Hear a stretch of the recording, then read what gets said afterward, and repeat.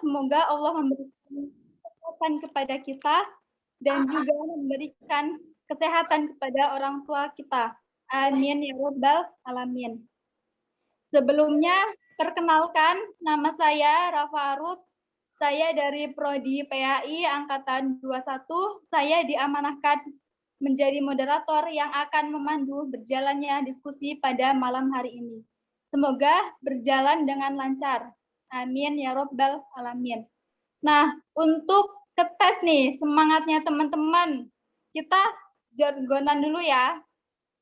Kalau saya bilang diskusi kajian topik terkini, nanti teman-teman bilang salam intelektual.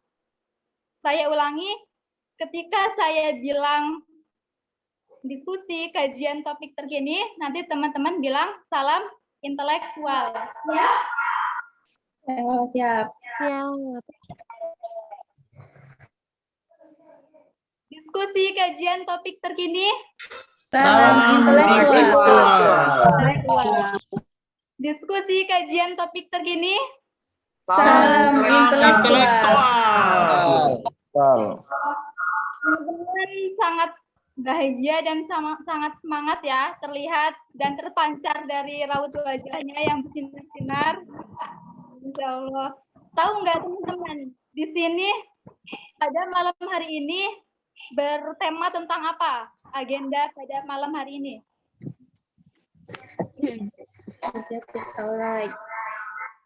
Gimana? Hijab is our right. Is alright. Dan tahu nggak siapa pemateri pada malam hari ini? Teh Mila. Kak Mila. Kak Mila. Baik, sebelum dimulai acara inti, sebelum dimulainya pemaparan materi, dimohonkan untuk teman-teman untuk menghidupkan kamera ya. Ya, Mbak. Dihitung dari 3 sampai 1 harus hidup kamera semua ya. 3, 2, 1. Yuk, yang belum on cam kamera diharap untuk on cam.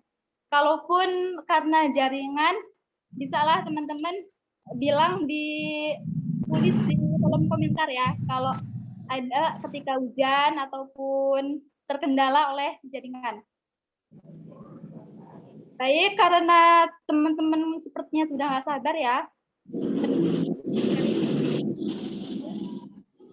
Mari kita sapa dulu ya materi kita pada malam hari ini. Assalamualaikum Teh Mila. Waalaikumsalam warahmatullahi wabarakatuh. Gimana nih Teh kabarnya pada malam hari ini?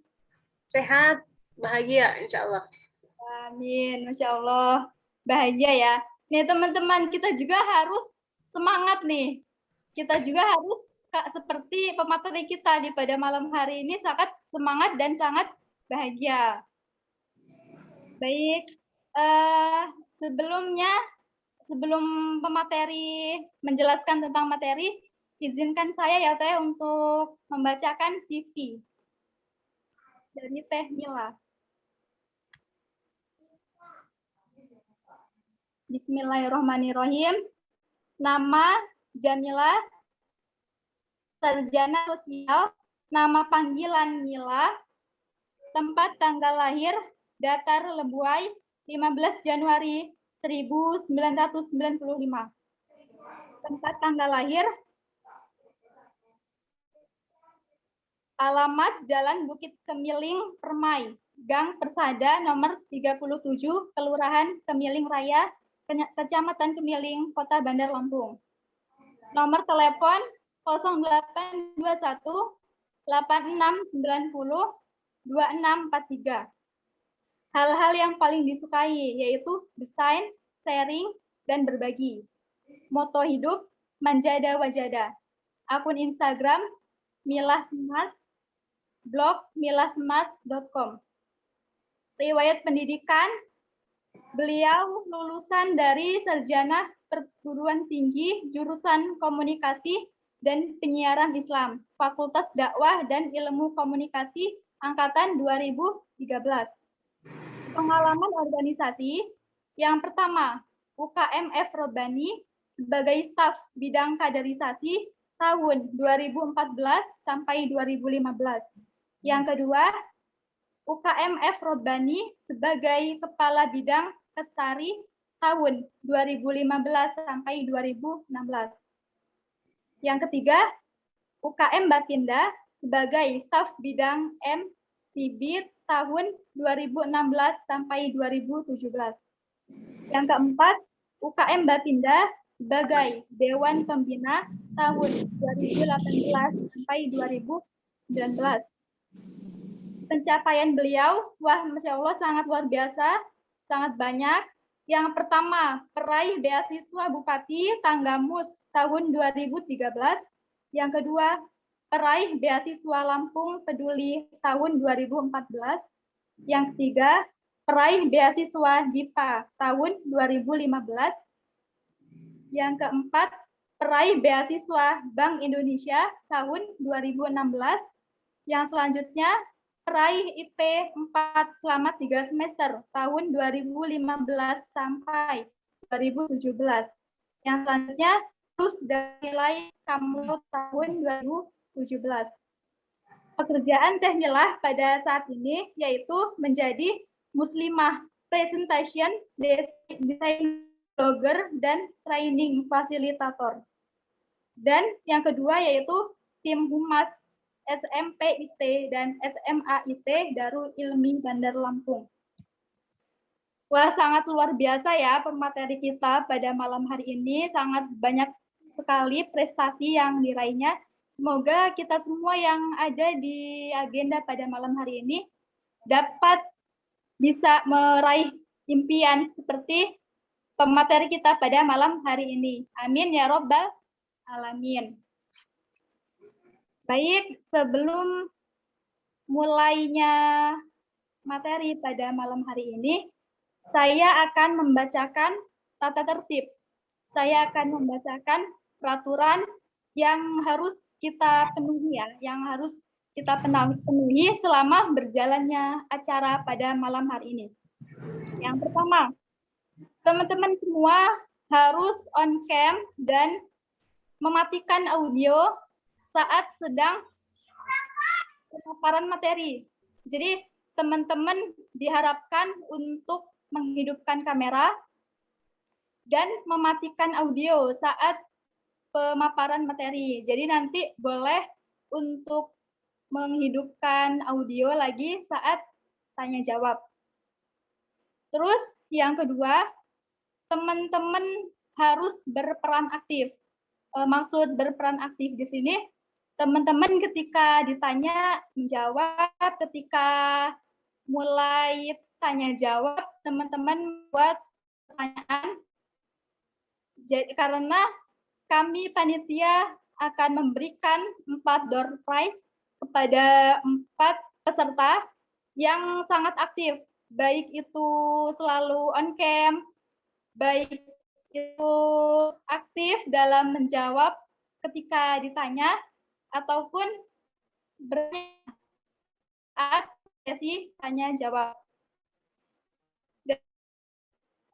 Teman-teman diharapkan ketika saat sesi pemaparan materi boleh untuk membuat pertanyaan, mulai membuat pertanyaan agar waktu tanya jawab teman-teman bisa untuk langsung bertanya. Baik, gimana nih teman-teman? Udah nggak sabar ya materi pada malam hari ini? Enggak sabar. Iya. Sabar banget nih. Harus pada hari ini langsung saja kepada pemateri kita yang luar biasa, muslimah yang sangat menginspirasi kita sebagai kaum milenial, terutama wanita. Langsung saja kepada Teh Milah Smart. Waktu dan tempat saya persilahkan. Terima kasih Kak Rafa dan juga teman-teman admin. Assalamualaikum warahmatullahi wabarakatuh. Waalaikumsalam warahmatullahi wabarakatuh. Alhamdulillahilladzi hadana li hadza wa ma kunna linahtadiya laula an hadanallah. Asyhadu an la ilaha illallah wahdahu la syarikalah wa asyhadu anna Muhammadan abduhu wa rasuluh la nabiyya wa la rasula ba'da. Segala puji hanya milik Allah Subhanahu wa taala di hari yang bahagia ini, tepat di 27 Rajab, bertepatan dengan hari peringatan Isra Mi'raj. Semoga hadirnya kita di room ini dalam rangka meneladani Rasulullah SAW dan para sahabiah Muslim di zaman dahulu yang tidak pernah tergantikan kontribusinya, yang tidak pernah terkurangi ilmunya, gitu ya. Dan mudah-mudahan berkumpulnya kita di sini dalam rangka mengupgrade kapasitas intelektual kita, dan mudah-mudahan hadirnya UKM FIBRO bisa menjadi satu bagian yang penuh makna buat sahabat semua perjalanan perkuliahan. Salawat berikan salam, marilah kita sanjung agungkan kepada Rasulullah Muhammad Sallallahu Alaihi Wasallam. Sahabat semua, sebelum kemudian lebih jauh lagi, Mila akan berkisah dulu tentang bagaimana seorang Imam Syafi'i. Ada yang pernah ketemu Imam Syafi'i? Atau pernah dengar ya? Pernah dengar? Boleh dibantu di kolom chatnya. Pernah dengar? Ketik 1. Kalau belum pernah dengar, klik 0 atau tulis 0. 1 ya, subhanallah ya. Saya tunggu lagi. Ada 2 orang responden lagi. Oke, terima kasih banyak sahabat semua yang sudah merespon. Jadi Imam Syafi'i ini salah satu, ada yang 100.000 lebih ini ya, luar biasa. Karena udah baca biografinya sepertinya. Imam Syafi'i ini adalah salah satu imam yang termasyhur. Nah, salah satu di sebuah kesempatan ada seorang muridnya yang bertanya gitu ya. Karena Imam Syafi'i ini selalu mendawamkan 2 kalimat. Satu, kalimatnya itu alhamdulillahirabbil alamin, yang kedua yaitu astagfirullahalazim. Padahal Imam Syafi'i ini adalah ulama yang termasyhur, tetapi masih mendawamkan 2 kalimat ini. Hingga muncul pertanyaan di kalangan para murid-muridnya, ada yang bertanya, wahai Syekh, wahai Al-Waqi, wahai Imam Syafi'i, apa yang melandasi dirimu senantiasa mendawamkan alhamdulillahirabbil alamin dan istighfar? Apa yang dijawab, ditanggapi oleh Imam Syafi'i? Imam Syafi'i kemudian menjawab, pertama, kenapa aku sering mengucapkan alhamdulillah gitu. Kenapa aku sering mengucapkan, mendawamkan kalimat alhamdulillah? Jawabannya, karena aku tidak pernah tahu dari sekian banyak nikmat yang Allah berikan, dari tadi bangun tidur sampai sekarang, nikmat mana yang belum aku syukuri. Luar biasa ya, Imam Syafi'i mengatakan begitu. Dan yang paling amazing-nya lagi, yang paling luar biasanya lagi, kalimat yang kedua. Kalimat yang apa tadi yang kedua? Istighfar. Imam Syafi'i, Imam Al-Waqi ini mengatakan, karena aku tidak pernah tahu dari sekian banyak amal-amal yang aku lakukan, amalan mana yang di dalamnya mengandung sifat-sifat penyakit hati. Siapa aja penyakit hati itu? Ada riya, ada sombong, ada merasa iri, dan sebagainya. Karenanya Imam Syafi'i ingin selalu dijaga oleh Allah Subhanahu wa taala dari kebersihan hati. Mari kita dawamkan kalimat itu. Kalau belum mendawamkan, mari sama-sama mulai dari malam ini kita dawamkan. Nah, gitu ya. Baik sahabat semua, ini salam silaturahim dari Mila, dan ini menjadi momen pertama buat Mila di tahun 2022 karena ini agenda pertama, webinar pertama yang Mila bersamai dan di penghujung bulan Februari. Jadi ya, pertama terima kasih kepada tim UKM FIBRO, Kak Bahri tadi hadir begitu ya, dan juga Kak Lutfia yang sudah menjadi pelaksana dari tim yang memberikan kesempatan kepada Mila untuk berbagi di malam hari ini gitu ya. Kemudian teman-teman semua, boleh dong dikasih responnya teman-teman, boleh ketik nama sayang, nama cinta, nama panggilan boleh, dan jurusannya. Misal Mila jurusan KPI angkatan 21 ya. Boleh? Ada berapa ini? Ada 104, maka saya membutuhkan 14 orang responden. Oke, baru 2, ada Istiazah. Masya Allah. Salam kenal kakak. Kak Intan dari biologi, Kak Anida, kemudian Kak Sekar, Kak Ican, Kak Adam. Kak Solihah dari Polinela. Wah, Masya Allah. Salam kenal kami sudah hadir di sini. Kak Indah, Kak Ida, siapa ini? Kak Cenung. Panggilan sayangnya ya? Wah, lucu ya. Keren, keren. Kak Aisyah, Kak Desti, Kak Kholifah, Kak Muhammad Syahreza. Oke, baik. Hatur nuhun, boleh sekalian dilanjutkan, nggak apa-apa. Ini sudah lebih dari 14 orang ya. Gitu, teman-teman. Kemudian, teman-teman, saya ingin mengajak teman-teman untuk refreshing dulu ya. Siapa di sini yang sudah makan malam boleh tulis angka 1, tapi kalau belum makan malam tulis 0. Gitu ya. Oke, alhamdulillah ada yang udah sarapan, ada yang belum. Masya Allah, Kak Bahri masih di room enggak ini? Harus bertanggung jawab beliin nasi goreng. Oke, Masya Allah. Ada yang 1000 ini belum makan dari pagi berarti ya. 0-nya 3 berarti pagi, zuhur belum juga, siang ya, dan malam belum. Masya Allah. Gitu ya. Baik, teman-teman, terima kasih atas responnya. Nah, teman-teman, ada yang berapa ini? Banyak sekali ya. Ada yang udah sarapan juga. Nah, untuk memulai teman-teman, pada malam hari ini saya mengajak teman-teman untuk tepuk 1. Jadi kalau Mila menyampaikan tepuk 1, teman-teman jawabnya prok-prok, yes. Bisa, teman-teman? Prok-prok itu tepuk 2 kali. Yes, gitu. Kak Edi bisa? Coba Kak Edi, ini yang ada di pin. Tepuk 1. Yes. Gitu. Semuanya boleh dibuka ya. Room-nya, mic-nya boleh dibuka. 2. Prok-prok, yes. Prok-prok, yes. Prok-proknya tidak perlu diucapkan, cukup di yes, gitu ya. Siap teh. Siap teh. Yuk. 1, 2, 3. Tepuk 1. Yes. Ya. Oh ya, sorry. Tepuk 1. Yes, gitu. Sorry. Tepuknya 1 aja. Tepuk 1 aja. Tepuk 1. Yes. Yes. Ya. Kemudian kalau Mila bilang tepuk 2 seperti ini. Aku hebat, gitu ya.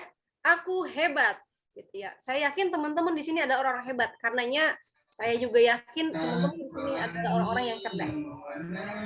Tepuk 2. Aku hebat. Hebat dalam paradigma Mila hanya itu adalah humble. Jadi teman-teman harus siap menjadi orang yang humble, kader-kader mahasiswa yang humble. Yang kedua, mahasiswa yang punya rasa empati. Jadi teman-teman harus memiliki rasa empati. Yang ketiga, B, bersemangat. Jadi salah satu ciri agen perbaikan seorang mahasiswa itu dia selalu bersemangat. Walaupun tadi ada yang nulis 0-nya 3, ya tetap aja semangat ya. Alhamdulillah masih bisa senyum ya. Kemudian A-nya adalah aktif, antusias. Jadi nggak ada mahasiswa kader UKM FI Bro itu yang loyo. Nggak ada namanya kader dakwah itu. Gimana Uhti?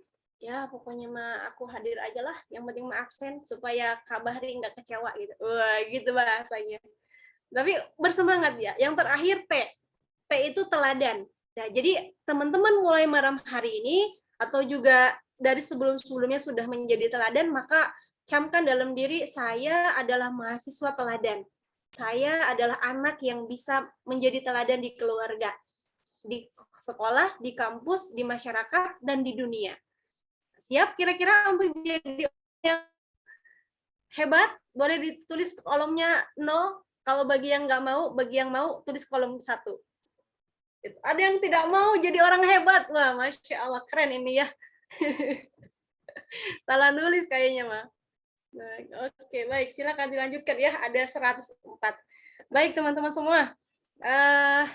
Ini ada buku. Ini buku cerpen Mila yang ditulis bersama adik dan juga beberapa kawan. Nanti untuk menambahkan hadiah dari panitia, Kak Rafa tadi ya, kan ada 4 yang jadikan hadiah. Nah, saya tambah supaya jadi ada 5. Ini bukunya. Ini bukunya baru. Baik, teman-teman semua, Kak Bahri dan juga tim admin, boleh Mila izin untuk dijadikan admin supaya share screen.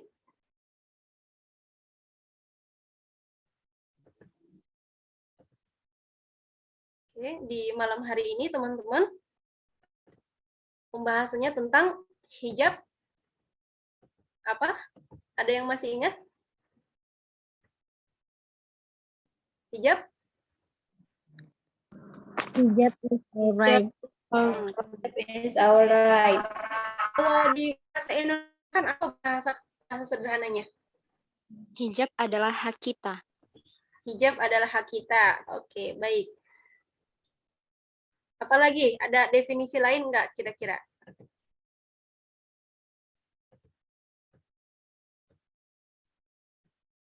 Boleh dibantu, boleh di-unmute, boleh juga ditulis di kolom komentarnya. Hijab Hijab adalah kewajiban. hijab adalah kewajiban gitu ya. Oke. Satu lagi boleh ngasih respondennya? Arti Hijab hmm, hijab adalah bentuk kesyukuran kita terhadap diri kita atas karena kita makhluk Allah. kesyukuran kita kepada Allah dan juga bagian Kesyukuran kita sebentuk makhluk Allah. Oke, Masya Allah. Kebutuhan sebagai makhluk Allah. Kira-kira yang perlu dihijabin atau yang perlu menutup aurat bahasanya itu laki-laki atau perempuan atau kedua-duanya? Dua-duanya. Dua-duanya. Dua-duanya. Oke, kita akan coba bahas satu-satu ya.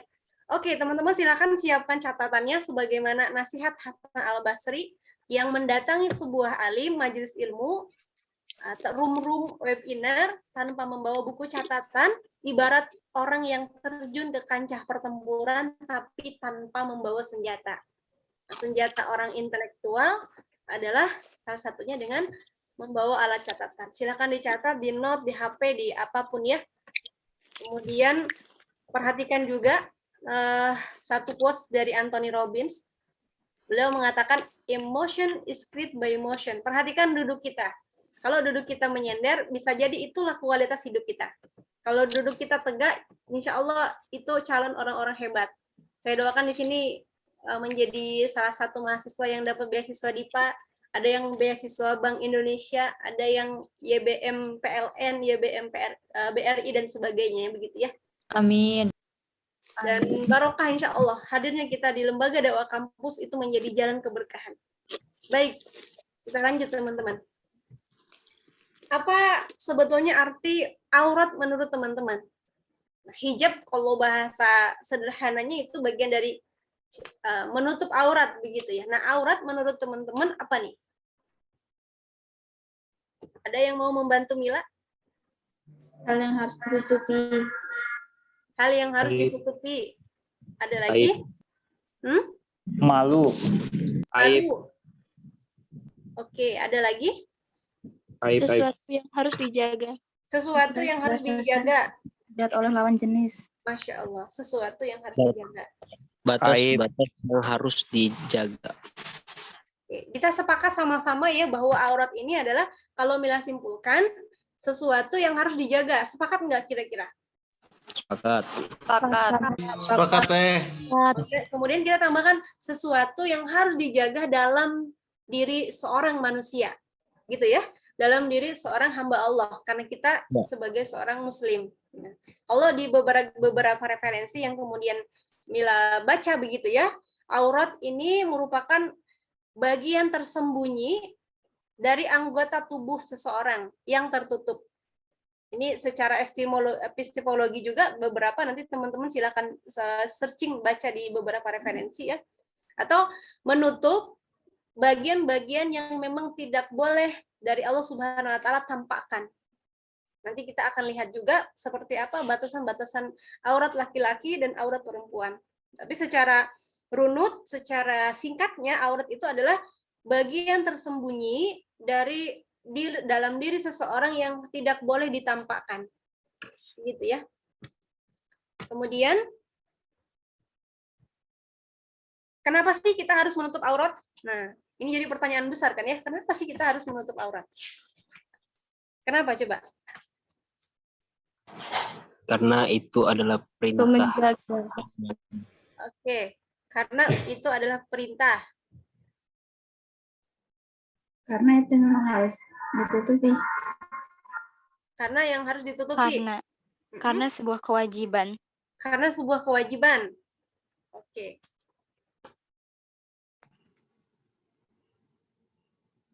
Kewajiban. Oke, teman-teman nanti bisa dibantu di kolom chat saja ya.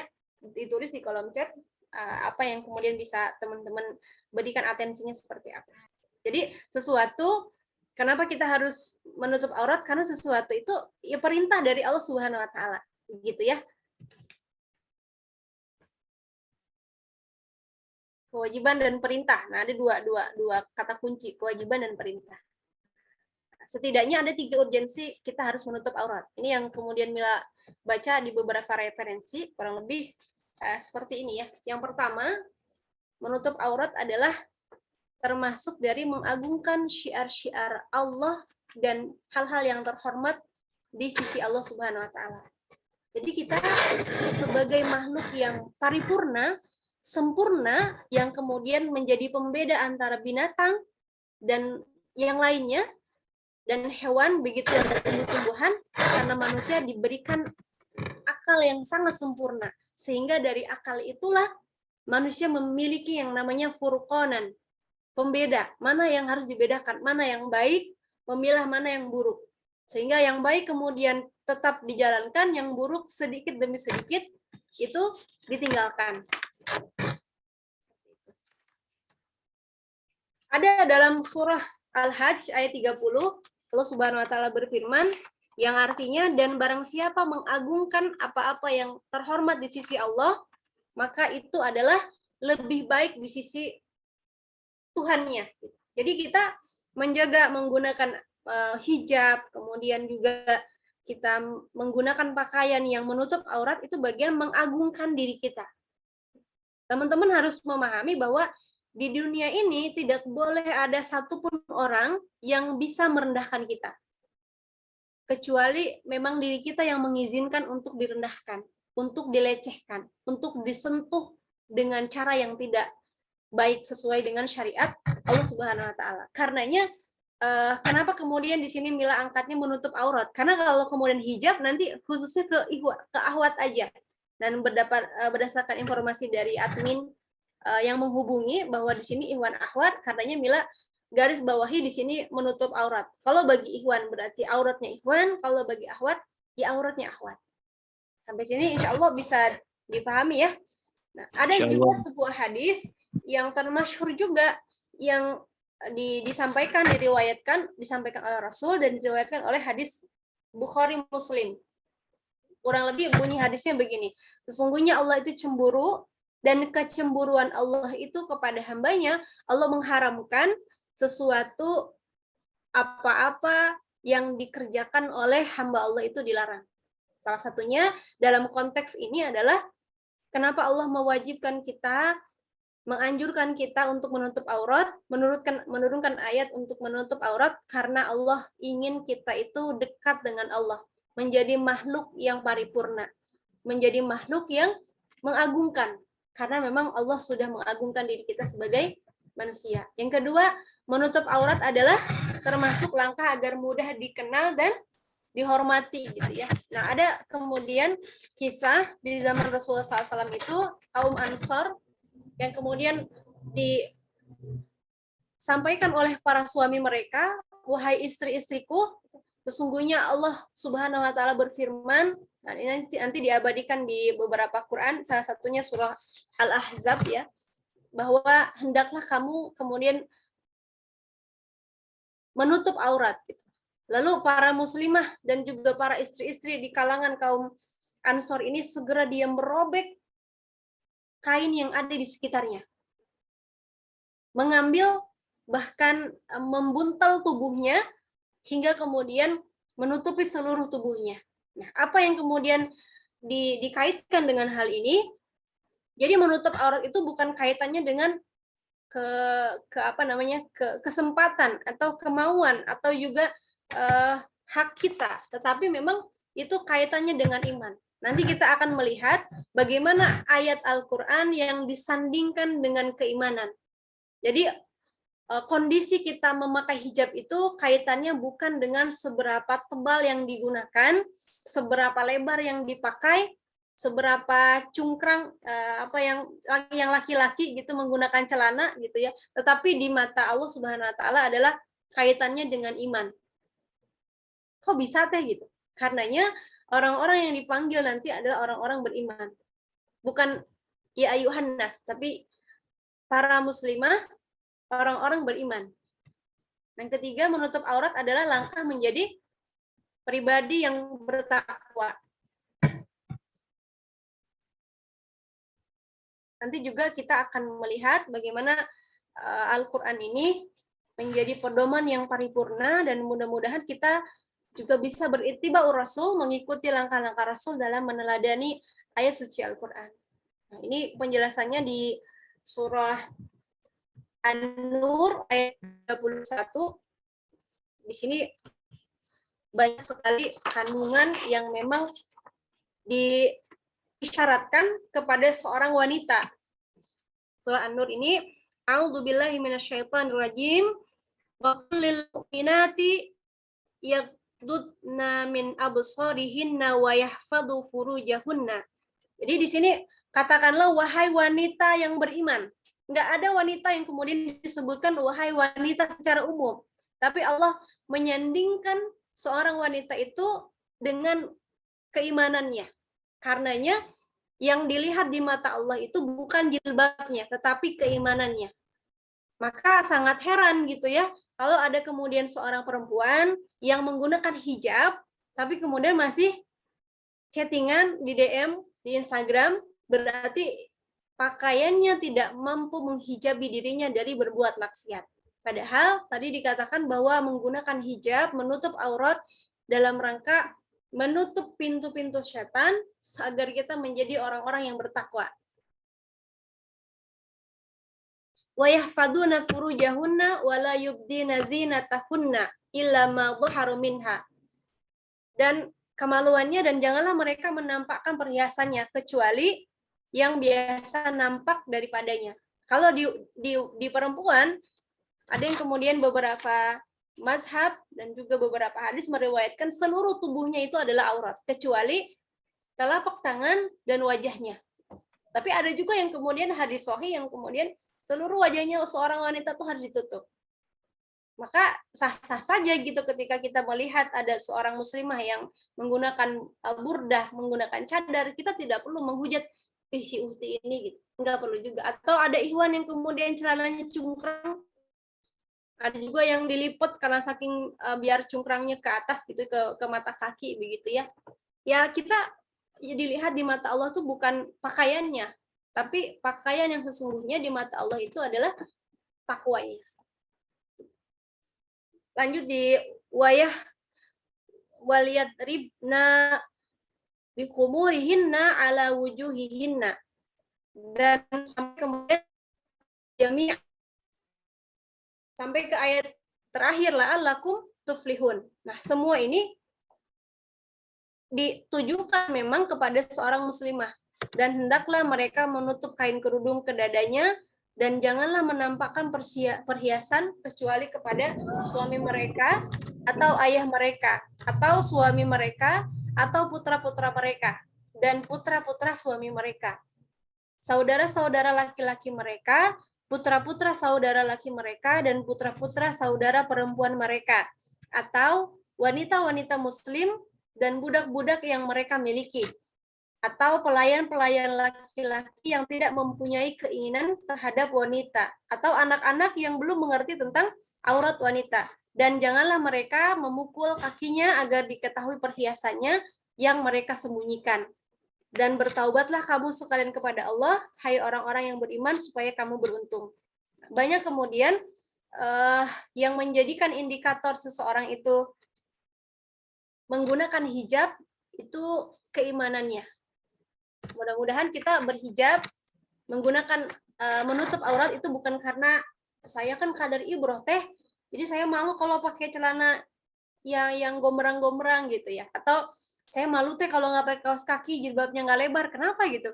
Karena saya kan di ibroh, kan udah jadi kader ibroh gitu ya. Nah, teman-teman tidak boleh begitu, tapi harus dimulai dari keimanannya, bahwa saya menggunakan hijab karena untuk menjaga diri dari perbuatan yang keji, menjadikan saya sebagai orang yang bertakwa dan mengagungkan syariat Allah Subhanahu wa taala.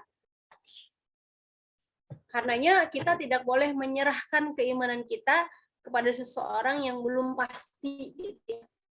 Kita mudah-mudahan Allah berikan penjagaan. Yang ikhwan Allah berikan penjagaan, yang putri juga Allah berikan penjagaan terbaik. Kalau dianalisis dalam ayat ini, ada yang kemudian satrun ya. Satrun itu penutup ringan atau penutup kemudian di bagian kepala sampai kemudian pada bagiannya adalah hijab. Nah, disebut di sini hijab. Nah, satrun ini penutup ringan, sedangkan hijab menutupi seluruh tutupan. Contoh kalau kemudian teman-teman rapat begitu ya.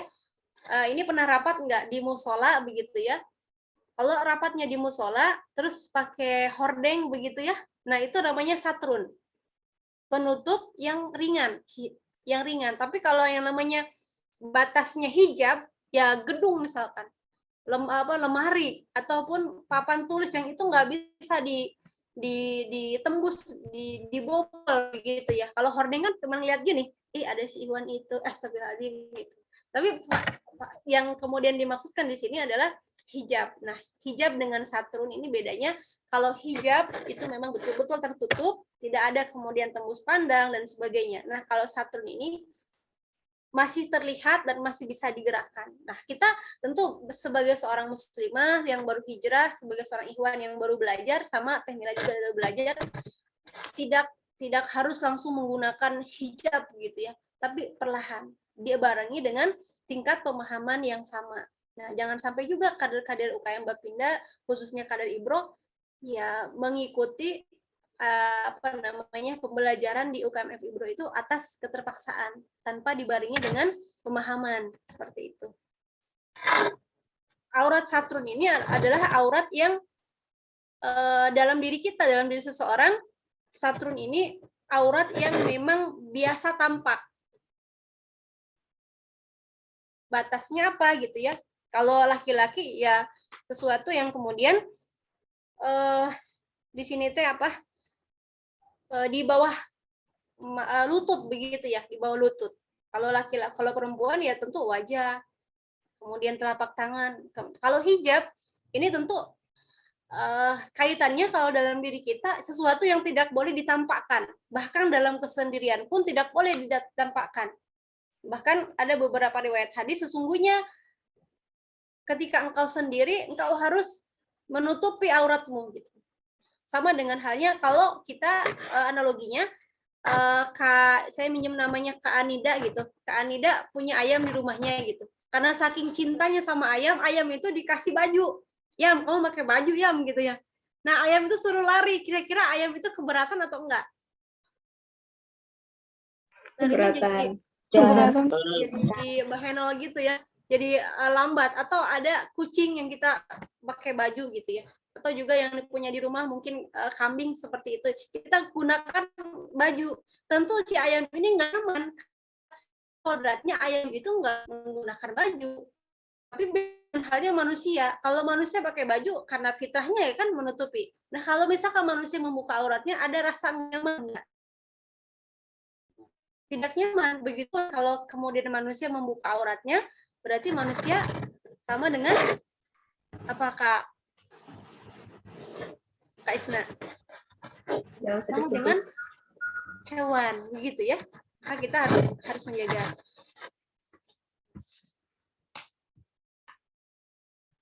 Ini tadi artinya, kemudian hukum menutup aurat tadi sudah sepakat bahwa hukum menutup aurat itu apa? Kak Khalifatun, hukumnya apa Kakak?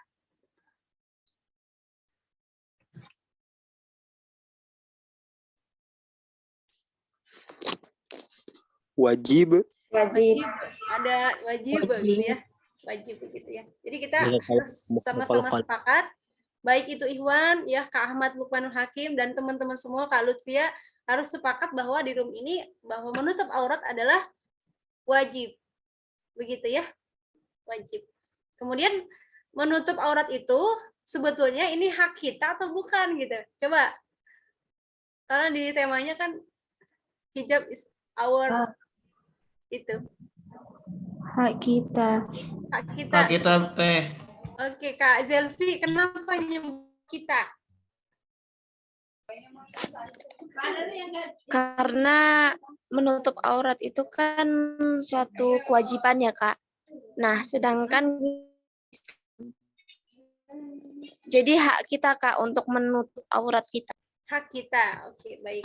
Yang Kak Lutfia menjawab hak kita atau bukan? Hak kita teh. Hak kita. Hak kita sebagai seorang muslim. Ini muslim semua ya, insya Allah di ruang ini ya. Kak Diana, menurut Kak Diana ini hak kita atau bukan menggunakan hijab itu atau menutup aurat itu? Hak kita, Kak, karena kita dilahirkan udah di muslim dan Allah juga memerintahkan dalam Al-Quran juga untuk menutup aurat kita, Kak. Oke, baik. Ini keputrian Kak Aisyah. Ini cinta banget sama keputrian kayaknya. Menurut Kak keputrian Aisyah ini kewajiban kita atau bukan? Hak kita atau bukan menutup aurat?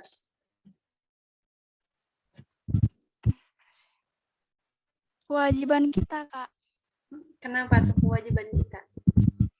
Karena kita seorang muslimah itu dituntut untuk menjaga aurat kita agar tidak dilihat dari orang-orang yang bukan muhrim kita. Oke. Jadi ada dua hal ya. Menutup aurat kita itu satu sisi adalah kewajiban dari Allah Subhanahu wa taala, yang kedua adalah hak kita sebagai seorang muslim. Nah, pertanyaannya adalah gimana caranya, bagaimana respon kita dengan sebuah negara atau sebuah pelaturan pemerintah yang kemudian tidak memperbolehkan hijab di negaranya. Nah, kira-kira itu gimana responnya? Ada yang mau memberikan atensinya? Contohnya di mana teh gitu? Di mana? Ada yang update? Kak Muhammad Yuda? Izin menjawab.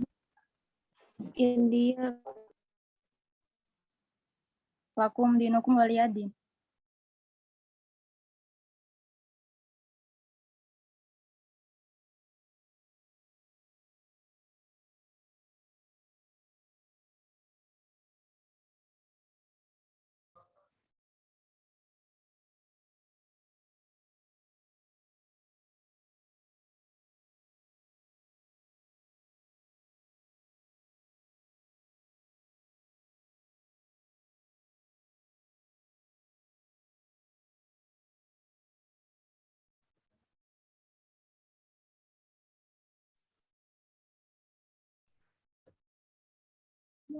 Punten ini gangguan sinyal, jadi tadi sempat keluar. Saya end ya, ini share screen-nya. Oke, kita masuk ke diskusi yang kemudian tadi ada negara di bagian India yang memberikan pelaturan pemerintahnya tidak boleh ada warganya yang menggunakan hijab. Nah, sebetulnya masalah utamanya di mana sih? Boleh memberikan atensinya? Padahal dari Kak siapa? Muhammad Yuda dulu, boleh. Izin Kak, yang pertama memang belum tahu sih kalau memang ada larangan gitu di India. Cuman alasan pemerintah untuk melarangnya kenapa dulu gitu? Oke, ini bertanya berarti ya. Oke, nanti kita save dulu pertanyaannya. Kemudian Kak Jelvi, boleh? Mungkin ada apa? Gimana Kak? Nah, terus tanggapannya, itu kan tadi kan pertanyaannya yang pertama ya. Terus kalau tanggapannya memang di suatu negara ada larangan untuk tidak boleh berhijab gitu ya, ya kayak yang pertama kita ini kan diciptakan sama yang maha kuasa gitu kan, sama Allah Subhanahu wa taala, dan kita diperintahkan untuk mempelajari Al-Qur'an, untuk mengamalkannya. Jadi selagi itu hanya makhluk Allah, buat apa kita takut gitu? Kalaupun kita nanti melanggar aturan pemerintah tersebut, kita akan dalam keadaan yang taat gitu. Kalaupun dia membunuh ataupun mengancam kita, kita ada di jalan yang benar gitu. Insya Allah.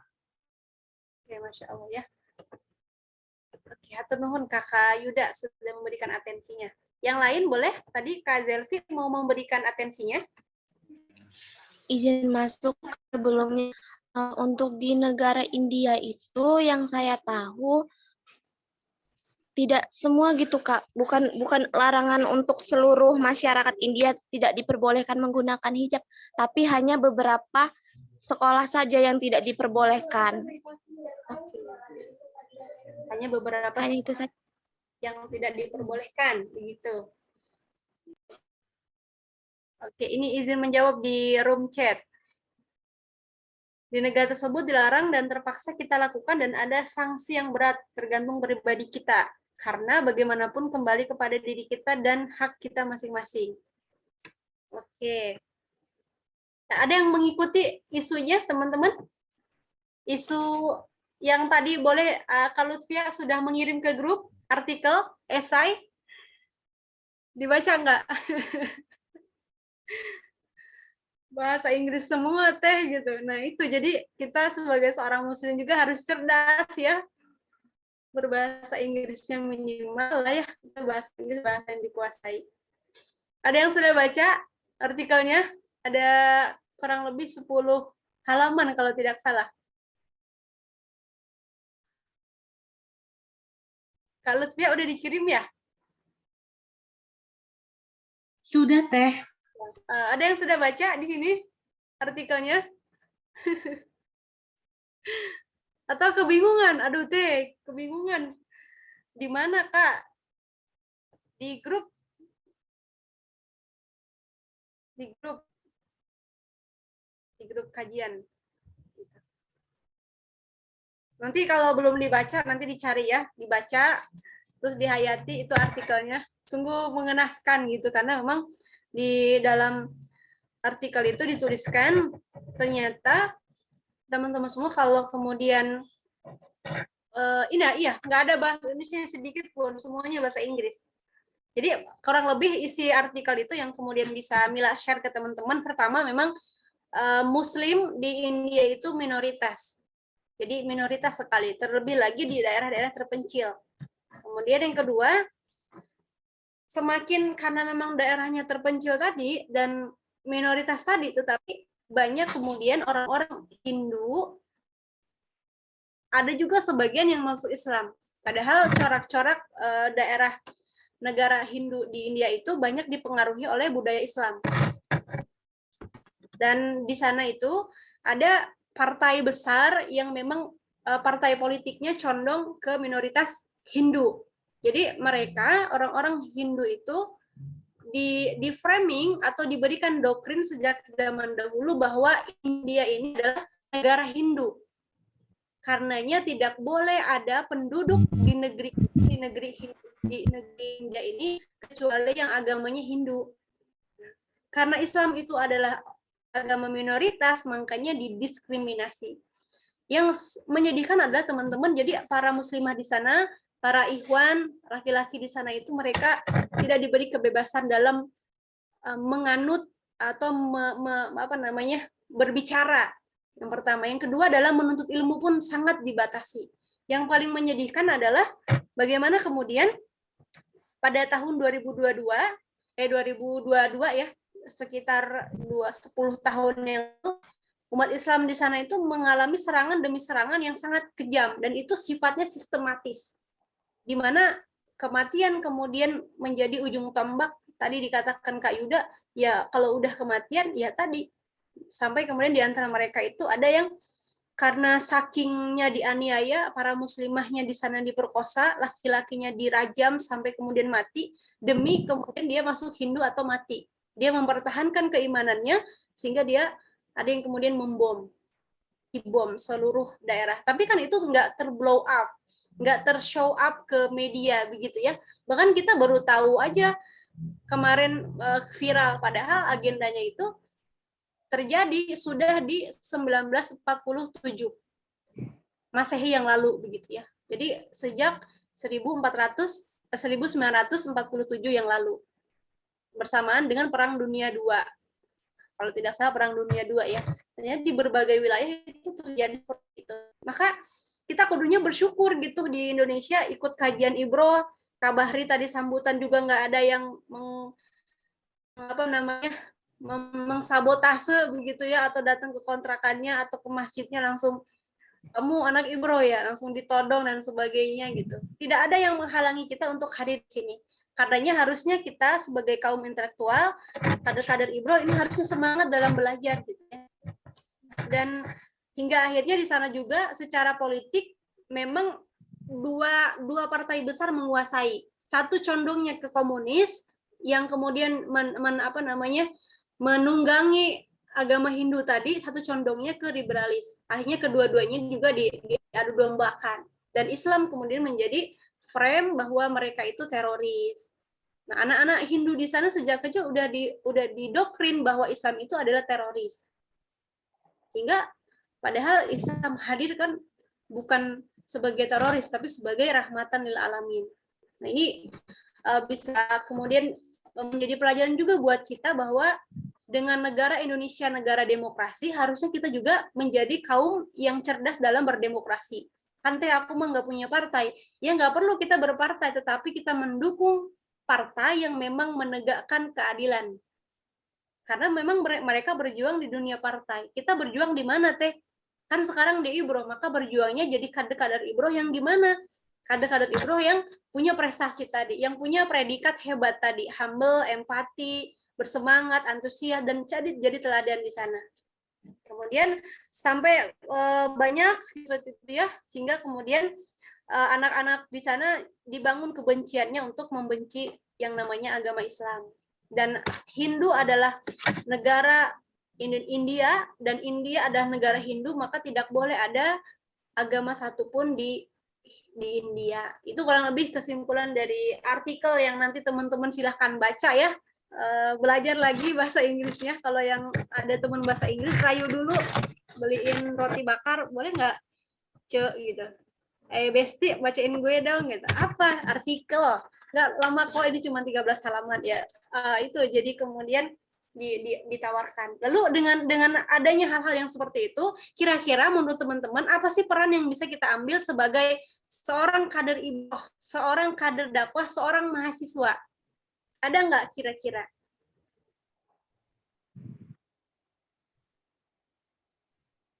Yang bisa membantu Mila, kira-kira kita sebagai mahasiswa harus gimana sih Kak Femi gitu misalkan. Apa sih yang mau dilakukan Kak Femi sebagai mahasiswa muslim, kuliahnya di UIN, terhadap isu-isu keumatan yang ada di dunia gitu. Coba, boleh dong minta atensinya dari Kak Femi Hidayanti. Mungkin kita bisa menyuarakan suara kita gitu dalam berdakwah untuk menguatkan, untuk menguatkan prinsip kita untuk menutup aurat gitu, dan menyebarkan info-info terkini gitu tentang hal-hal tersebut, sehingga bisa membuat saudara-saudara kita yang mungkin tidak tahu itu bisa tahu dan bisa ikut untuk bergabung untuk membela saudara-saudara kita juga, seperti itu mungkin.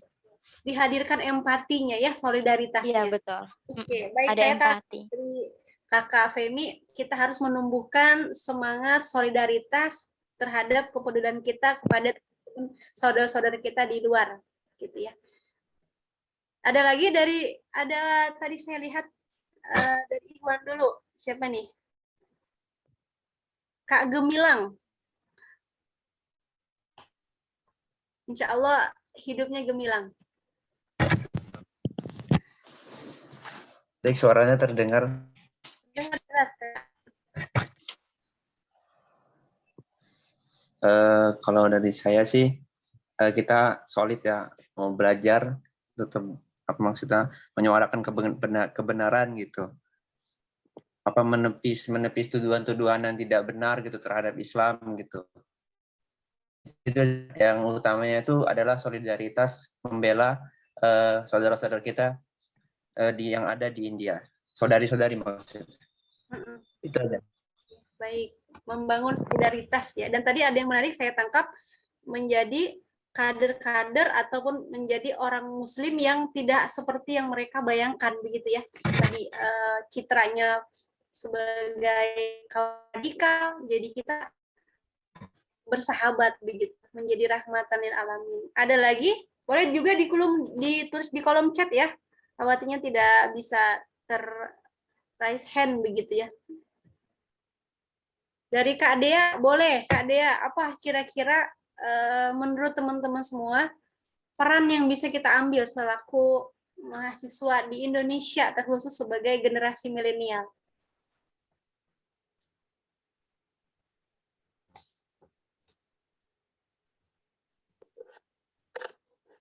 Mungkin. Oke, belum ada respon. Yang lain boleh? Mungkin Mbak, Ya, salah dengan satu perpanjangan tangan kita itu adalah mahasiswa-mahasiswa yang mungkin mendapatkan beasiswa yang bisa kuliah di India itu. Nah, dari India itu kan mereka bisa berbaur dengan siswa atau siswi di sana. Mungkin di sana mereka bisa memberikan edukatif tentang Muslim itu perlu menjaga namanya hijab dan menjaga kehormatannya. Atau bisa mungkin kita mengirim surat ke Menteri Luar Negeri India melalui ini ya, Menteri Dalam Negeri ya. Mungkin kalau kita punya kuasa ya gitu. Tapi kan memang itu di sana tuh memang situasinya memang benar-benar konflik yang berkepanjangan itu. Dikarenakan dari dulu itu sebelum ada India itu kan di sana sudah ada Kesultanan Mughal. Kesultanan Mughal itu kan pecah. Ada penjajahan Inggris tahun 1600 itu. Dari sana penjajahan Inggris itu sampai 1900, lalu dipecah lagi India dipecah lagi menjadi Bangladesh sama India sama Pakistan. Jadi 3 negara itu. Nah, Bangladesh, Pakistan ini 2 negara Muslim dan India itu memang mayoritas Hindu Buddha semua. Jadi mungkin kita tidak bisa berbuat banyak karena konstitusi di sana itu benar-benar sudah mempengaruhi negaranya. Jadi yang kita bisa mengedukasi atau ya itu dari perpanjangan tangan mahasiswa-mahasiswa kita gitu yang muslim-muslim. Kemungkinan begitu. Idenya brilian Kakak. Kak Rizky dari kampus mana nih kalau boleh share? Dari YIN juga Mbak. Oh, jurusan apa? Syariah. Oke, Masya Allah ya. Mudah-mudahan nanti 2045 jadi anggota Dewan. Amin. Dewan ya, 2025 lah ya. Walaupun masih jadi mahasiswa. Gitu. Nah itu sangat luar biasa ada mahasiswa yang punya idenya sampai ke Menteri Luar Negeri. Itu kan luar biasa. Kalau nggak diasah dengan baca buku, kalau nggak diasah dengan diskusi, justru ya itu tidak akan muncul. Dan yang bisa melakukan itu ya mahasiswa, Kak Lukman dan kawan-kawan gitu. Kita semua sebagai generasi milenial. Karena kalau ayah kita nggak mungkin sehariannya di kebun atau di kantor. Yang bisa tegak memberikan ide-ide adalah para mahasiswa sebagai agen of change. Ya, oke. Ada nih mengedukasi tentang dunia Islam yang kemudian mengedepankan solidaritas. Iya betul ya, melalui media sosial kita juga digunakan ya. Jangan cuman kepoin si dia yang nggak pasti. Nah, jadi buat sesuatu yang kemudian kita juga bisa berarti ya. Kemudian mahasiswa, kita harus menyatukan suara dalam forum mahasiswa muslim. Dan kita harus bekerja sama dengan pejabat negara agar terhubung dengan Kementerian Luar Negeri. Luar biasa ini. Nah, siap nggak ini kader Ibroh mengawal seperti ini, Kak Bahri, selaku Ketua Umum?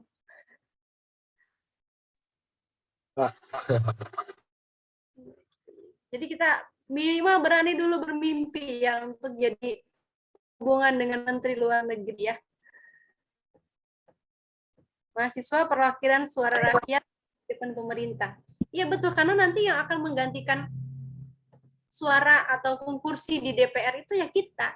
Kalau kita nggak mempersiapkan, ya nggak bisa. Gitu. Kenapa sih teh harus berdemokrasi, berpolitik? Ya, karena kita ada di negara bukan khilafah, tapi negara demokrasi. Maka mainnya ada dengan demokrasi. Gimana cara menumbuhkannya? Mulai dari sekarang kita jadi mahasiswa yang proaktif terhadap kebijakan-kebijakan publik, walaupun kita nggak ngerti, cari, diskusi, tanya ke orang yang paham. Kak, menurut kakak gimana sih? Gitu. Nah, mudah-mudahan diskusi yang seperti ini juga bisa dijalankan begitu ya, sehingga ada output yang dihasilkan. Nah, Mila ingin di malam hari ini agenda ini ada outputnya, jangan cuman ya diskusi doang gitu, tapi nggak ada arti. Nah, di sini tadi ada yang kemudian Teh Mila tangkap dari Femi dan teman-teman tadi yang menjawab solidaritas. Kemudian juga menggunakan media sosial kita sebagai sarana untuk mempublikasikan, memberitakan bahwa ada loh saudara kita yang sekarang tuh sedang kepahitan gitu. Ada lagi enggak yang mau memberikan kira-kira kita sebagai seorang mahasiswa harus ngapain sih?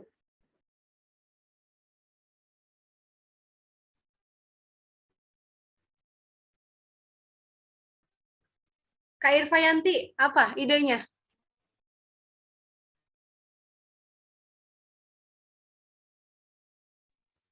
Yang terpenting itu sih Kak, ya solidaritas sama empati itu.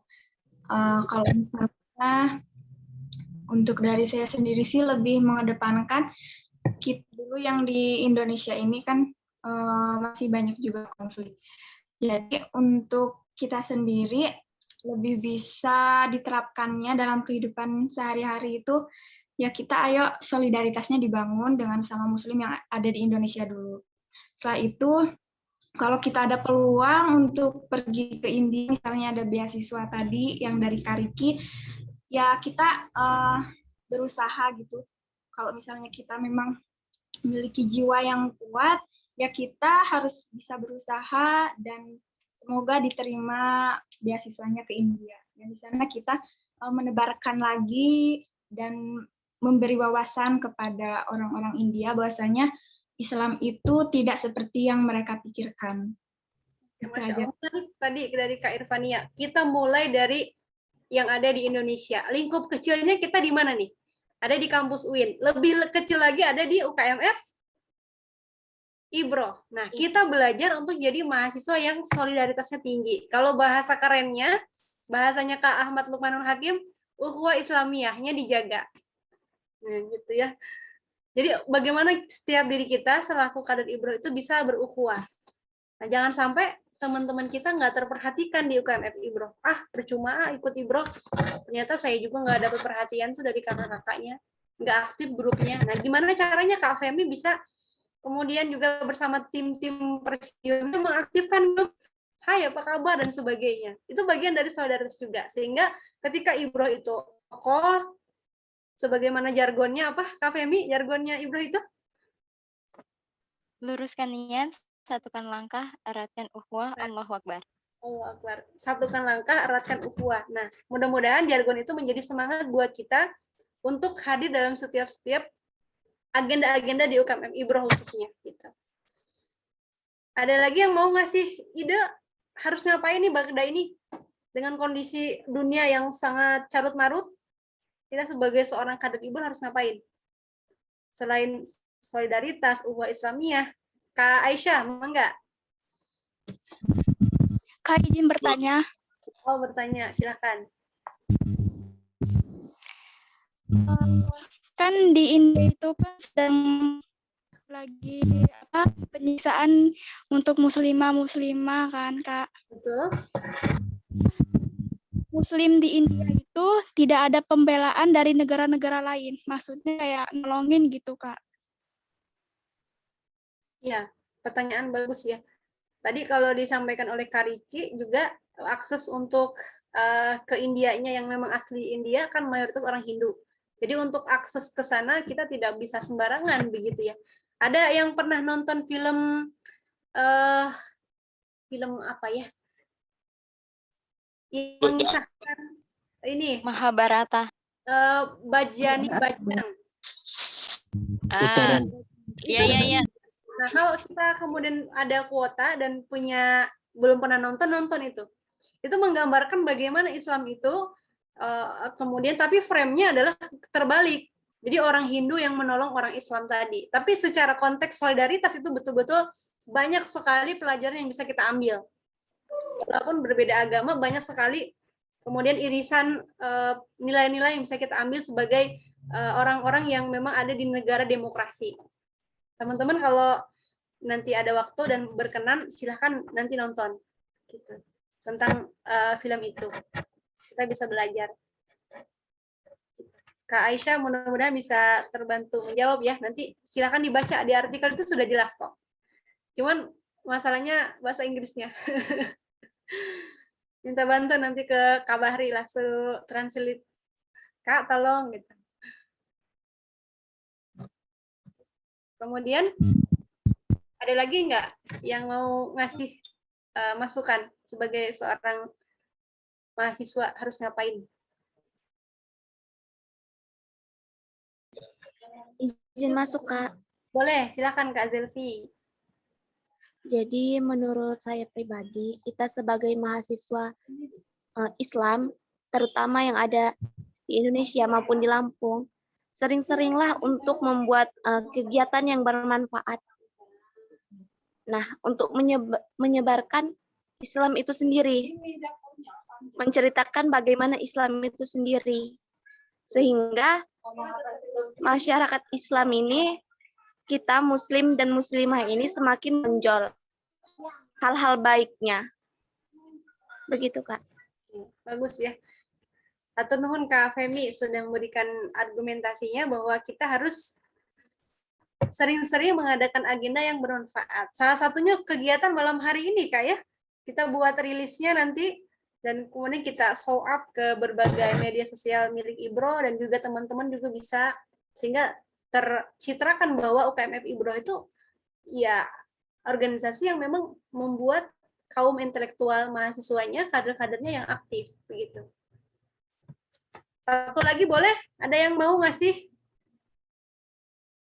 masukan sebelum nanti Mila memberikan masukan? Saya deh, Mbak. Nah, tinggal dipilah-pilah ini. Saya kira sudah ada datanya. Jadi masalah ini sebenarnya bukan sama cuma kemarin. Boleh, Mbak. Biar fokus karena lokasinya satu tempat. Ternyata kan enggak. Jadi dipisahkan yang secara paksa, kemudian yang secara di posisinya. Yang mau berbicara tadi siapa? Ana, Mbak. Apa ya, nambahin dikit sih. Kan tadi dari teman-teman yang lain kayak udah solidaritasnya udah kebikin. Terus apalagi komunitas-komunitasnya. Nah, kalau menurut saya pribadi juga mungkin dari soft skill mahasiswa masing-masing gitu, Mbak ya. Misalnya kita skillnya itu di dunia gambar gitu. Nah, bisa kita suarakan melalui hobi kita gambar ya, karikatur atau situasi tentang di sana, terus kita kasih caption dukungan kepada Muslim di India. Misalkan lagi hobinya bola, mungkin sebelum main sepak bola para pemain ngibarin spanduk Save Muslim India ya, sesuai dengan hobi-hobi kita masing-masing lah di mahasiswa itu sendiri. Gimana hobi itu kita senang, kita juga dapat manfaatnya. Mungkin itu, Mbak ya. Syukran. Ide yang brilian ya. Kita membangun soft skill yang mapan gitu ya. Teman-teman yang hobinya desain, videografi dan sebagainya, coba jadi ahli di bidang itu. Yang bidangnya dai-daiyah, coba ahli di bidang itu. Sampai kemudian Ibro punya sosok yang dibanggakan gitu. Saya ahli kiroah, Mbak. Saya ahli dai-daiyah, Mbak gitu. Insya Allah jadi salah satu peserta aksi Indonesia 2022 misalkan. Itu juga bagian dari cara kita. Gitu. Nah, mimpi itu harus dibangun ya. Harta kita boleh habis. Raga kita boleh aja terkikis. Tapi sikap optimis nggak boleh sampai habis dalam diri kita ya. Optimis untuk jadi seorang mahasiswa yang aktif, optimis untuk jadi menggapai mimpi, itu nggak boleh habis. Sekalipun kita udah nggak di kampus lagi, kita harus tetap punya harapan. Ada lagi nggak yang mau ngasih? Tadi banyak sekali tertampung, mudah-mudahan juga dicatat ya, bagaimana di awal tadi dicatat. Kak Sekar mau ngasih ide, kira-kira sebagai mahasiswa di breakdown lagi kader Ibro harus ngapain?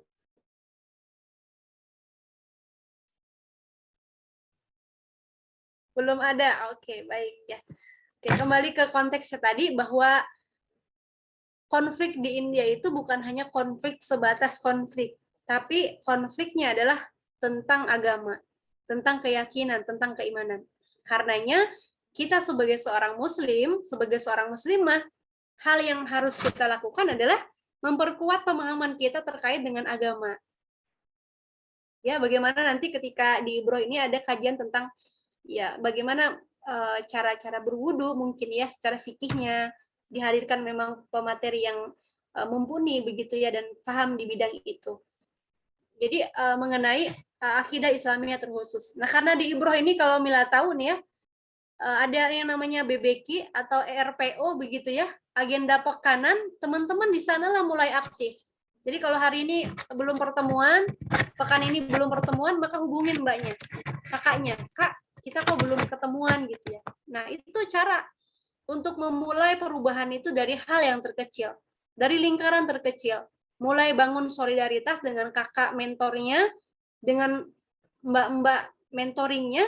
Di sana kemudian kita bisa belajar bagaimana membangun solidaritas, ukhuwah Islamiyah, berdiri dalam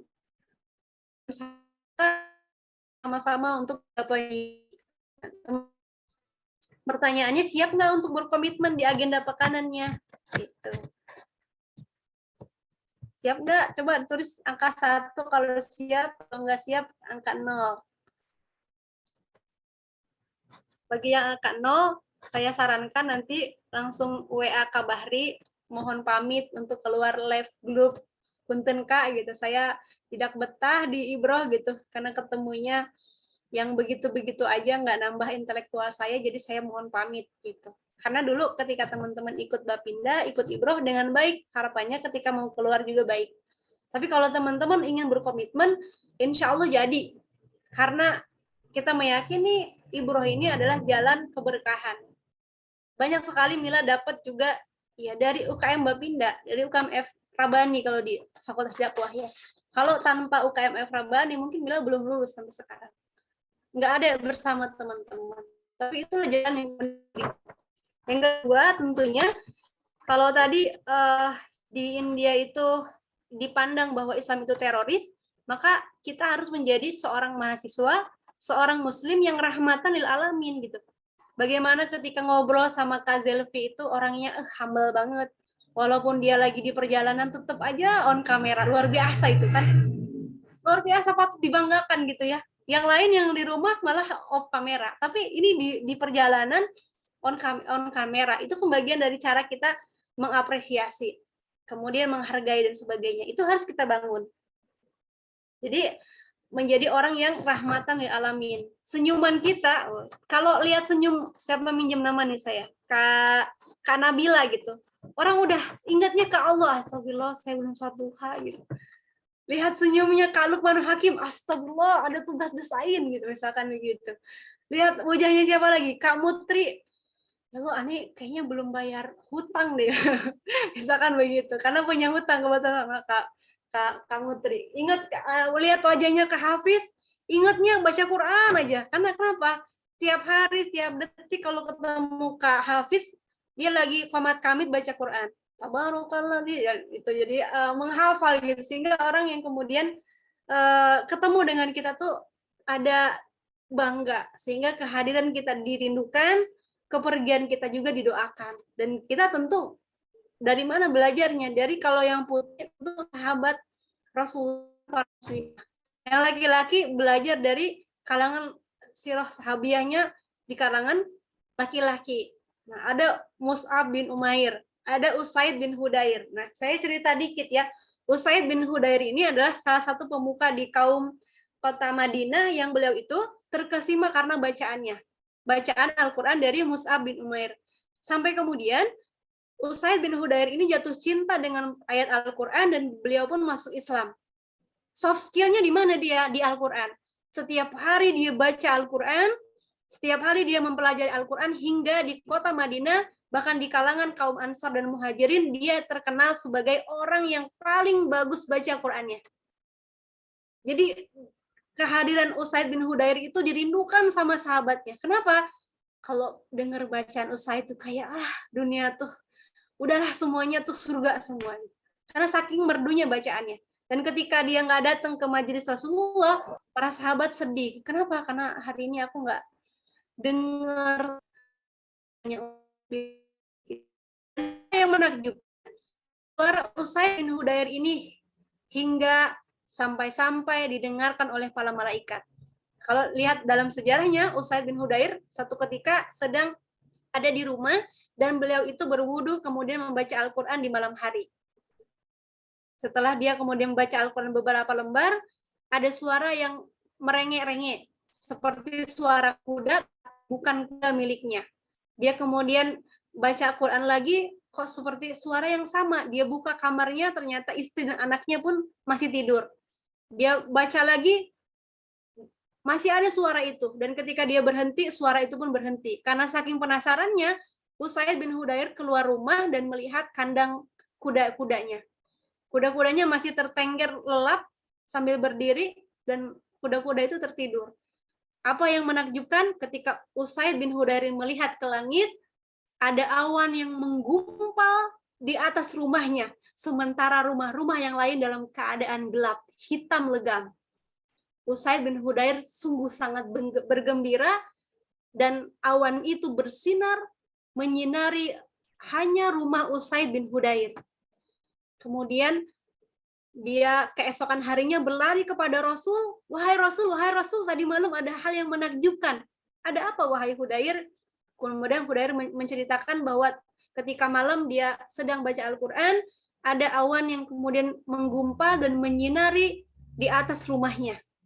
Rasulullah tersenyum dan mengatakan, wahai Usaid, seandainya engkau meneruskan bacaan Al-Quran, seandainya engkau terus membaca Al-Quran, niscaya seluruh penduduk yang ada di langit dan di bumi itu mendatangi rumahmu. Ketahuilah bahwa awan yang menggumpal menyerupai awan di atas rumahmu itu adalah ribuan malaikat yang dikirim oleh Allah untuk mendengarkan bacaanmu. Dan suara-suara yang tadi engkau dengar seperti suara tenggeran kuda, sesungguhnya itu adalah suara kudamu yang berbahagia karena Tuhan pemilik kuda itu sedang membaca Al-Quran. Dan ketahuilah seandainya engkau terus membaca, penduduk di kota Madinah ini, di kota Mekah ini akan berdatangan dan mendengarkan bacaan Al-Quran. Jadi luar biasa, setiap sahabat punya skill yang berbeda-beda. Karenanya jangan sedih kalau Kak Femi mungkin jagonya di dai-daiyah gitu ya. Dari SD bahkan dia udah juara terus misalkan. Kalau Kak Bahri di editing video, jangan kemudian dibanding-bandingkan. Terus kalau Kak Zelvi jagonya mah selfie, foto-foto tapi kemudian menghasilkan uang. Foto win cekrek dapat endorsement misalkan ya. Tapi kalau dapat endorsement ya gitu, dapat uang 100.000, dia infak buat Ibroh. Ini Ibroh 50.000. Mungkin aja terjadi ya. Itu menjadi bagian dari kita tidak boleh berkecil hati, mari sama-sama berkontribusi memberikan yang terbaik untuk Ibroh tercinta gitu ya. Tadi ya, dan selalu bersyukur Ibroh hadir menjadi bagian yang tidak terpisahkan dalam hidup. Hadirnya kita di Ibroh adalah anugerah dari Allah Subhanahu wa taala. Terakhir dari Mila yang ingin disampaikan di slide terakhir ya, bahwa kita khususnya para muslimah itu kita sebagai seorang muslimah, setiap muslimah atau setiap wanita beriman di dunia ini adalah ratu. Karenanya kita tidak boleh disentuh kecuali oleh dia yang berhak dan sudah melewati prosedur yang Allah tetapkan. Prosedurnya apa ya? Ya tentu pernikahan itu menjadi misaqul ghalidhah dan menjadi rindukan. Makanya Teh Mila yang belum menikah juga minta doa ke teman-teman, semoga Allah memperkenankan supaya Allah Subhanahu wa taala bisa memperkenankan Al-Fakir untuk menyempurnakan agama, sama dengan teman-teman juga kita semua dijaga sama Allah sampai kemudian Allah hadirkan seseorang yang memang bisa menjaga kita. Dan kita sebagai seorang amanah dari orang tua, kita harus menjaga gitu ya. Terakhir saya juga ingin bercerita, saya sangat sedih sekali. Ini kisah nyata teman-teman. Dan sungguh saya nggak bisa tidur seharian gara-gara saya dapat cerita itu. Jadi ada seorang mahasiswa UIN yang berinteraksi dengan mahasiswa UIN juga sama, yang pada akhirnya keduanya melakukan perbuatan yang sangat keji gitu ya. Dan yang mengharukan beberapa mahasiswa UIN itu pingsan, dibawalah oleh seorang dosen, karena saking pedulinya dosen ini dibawalah ke rumah sakit, dan ada yang dibawa ke puskes belakang kampus. Tahu ya, puskes belakang kampus? Kemudian apa yang ditanya oleh pegawai di puskes? Kenapa pingsan gitu? Tadi dia terjatuh. Pas kemudian sudah diperiksa, udah sadar, si pasien ini dibawa ke kamar mandi untuk diambil tes urinnya. Jadi bahkan sampai kemudian si dosen ini dimaki oleh pegawai di puskesmas. Bu, ngapain Ibu nganter mahasiswa ini gitu? Ini mahasiswa saya, Bu. Dia tadi sakit saat di kelas. Dia tuh bukan sakit, Bu. Ini hasil urinnya. Positif. Jadi kita bermohon sama Allah, semoga kita semua kader-kader Ibro, kader-kader yang dari kampung begitu ya, orang-orang yang mungkin secara kemampuan ekonominya ada yang mapan yang saja, tapi mudah-mudahan kita yang mapan, kita yang biasa diberi penjagaan sama Allah Subhanahu Wa Taala. Yakinlah teman-teman, tidak ada organisasi yang memperhatikan kita suruh duha, tidak ada organisasi yang kemudian setiap pekannya kita diminta untuk hadir holakoh, selain kita itu dijaga sama UKMF Ibro. Mudah-mudahan UKMF Ibro bisa terus konsisten untuk menghadirkan, menjaga kader-kadernya untuk senantiasa menjaga diri, menjaga kesucian diri, dan mudah-mudahan kita bisa berkumpul lagi dengan Rasulullah di surganya ketika sini wahai hamba-hambaku gitu kata Allah. Sini wahai umat-umatku yang menjaga kesucian gitu ya. Tentu mudah-mudahan kita perjalanan kuliahnya lancar dan bisa menjadi kebanggaan keluarga, kebanggaan saudara-saudara kita, terkhusus kebanggaan dari umat Islam itu sendiri gitu. Jangan sampai kita kader-kader Ibro mencoreng nama baik Ibro hanya karena kita jalan berdua dengan tidak ada identitas sementara kita menggunakan jaket Ibro. Tolong jangan begitu ya. Kalau tidak ada agenda Ibro, tidak perlu memakai jaket Ibro. Tidak perlu menggunakan jaket alma mater kampus kita. Jaga juga nama baik orang tua kita. Di akhir nasihat dari Aid Al-Qarni, jadilah engkau muslimah yang berbahagia. Jadilah kita sebagai muslim yang berbahagia. Kenapa? Karena Allah mencintai kita, para malaikat senantiasa menaungkan sayap-sayapnya dan mendoakan kita, dan surga itu menanti kita. Allah alam bisawab, saya Mila. Waalaikumsalam warahmatullahi wabarakatuh. Waalaikumsalam warahmatullahi wabarakatuh. Kita kembalikan ke kakak yang tadi menemani Mila. Kami ucapkan syukron katsiron kepada Teh Mila yang telah menyampaikan materi yang sangat luar biasa sekali. Banyak insight yang dapat kita dapatkan pada agenda malam hari ini, baik itu dari konflik di India yang menganggap bahwa Islam itu teroris, dan banyak hal lain yang dapat kita inspirasi dari Teh Mila. Langsung saja untuk mempersingkat waktu, selanjutnya yaitu sesi tanya-jawab. Untuk sesi tanya-jawab itu maksimal 3 orang ya. Boleh teman-teman ketika ingin bertanya menggunakan fitur raise hand atau diketik di chat. Silahkan teman-teman. Saya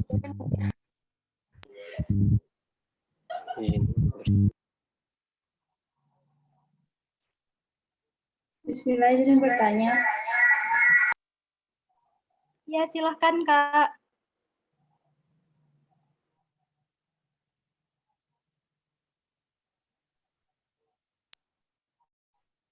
Bismillah. Apa ya caranya? Dua device yang bersanding kakak. Jangan terlalu dekat-dekat karena belum device juga kalau dekat-dekat nggak ada hubungan kayak gitu ya, apalagi kita yang nggak ada hubungan sama si doi yang nggak jelas gitu. Hati-hati. Silakan Kak Anida. Oh, di kolom chat saja. Ini ada sambil menunggu Kak Anida mengetik. Bisa dialihkan ke Kak Rafa lagi, boleh silahkan. Yuk teman-teman yang ingin bertanya, bisa raise hand. Sudah ada yang raise hand ini, Kak Zelvi Anggra ini. Sudah sampai, Kak? Nggak di mobil lagi? Sudah di rumah. Kepada Kak Zelvi Anggra ini, silakan Kak. Baik, terima kasih moderator. Mengenai hijab tadi, Kak. Nah, saya pernah mendengar, Kak, bahwa seorang nenek diperbolehkan tidak menggunakan hijab lagi. Nah, menurut sudut pandang Kak Mila tentang hal ini bagaimana, Kak? Benar atau tidak? Terima kasih. Baik, boleh ditampung dulu atau langsung dijawab nih, Kak Rafa? Boleh langsung dijawab, Kak, sambil menunggu pertanyaan yang lain. Oke. Terima kasih, Kak Zelvi, pertanyaannya. Kalau secara umum dan secara khusus belum pernah dengar ya, seorang nenek yang tidak boleh atau boleh tidak berhijab lagi. Cuman karena kan secara umum ketika kita hidup itu ada beberapa fase. Salah satunya ketika kita itu akan kembali ke anak-anak gitu ya. Anak-anak, dan memang ketika sudah sepuh dan hilang ingatan begitu ya, atau dalam bahasa sederhananya mah ini ya, suka ingat-ingat lupa begitu ya. Kalau nenek kan begitu ya. Nah, kalau bahasa kerennya apa, Kak Femi? Pikun ya. Nah, kita berlindung ya sama Allah ya dari sikap pikun itu ya.